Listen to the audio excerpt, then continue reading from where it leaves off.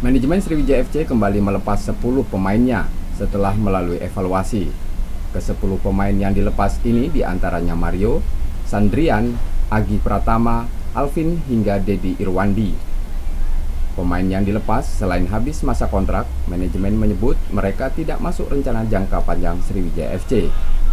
Namun Sriwijaya FC masih memberi harapan dapat kembali memanggil pemain yang dilepas tersebut. Dengan dilepaskannya 10 pemain, Sriwijaya FC tinggal memiliki 18 pemain diantaranya Amrizal, Erwin Gutawa, Firman Septian, Obed Hoiri, serta Beto Gonçalves.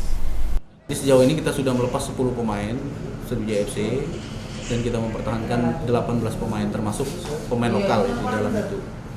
Jadi memang kita coba mengevaluasi sudah dilakukan oleh coach dan berkoordinasi dengan kita. Maka kita memutuskan 10 pemain itu yang kita lepas. Manajemen Sriwijaya FC terus meminta PSSI dan PT LIB untuk segera memastikan nasib kompetisi sepak bola tanah air apakah berlanjut atau dihentikan. Nur Muhammad, Kompas TV Palembang, Sumatera Selatan.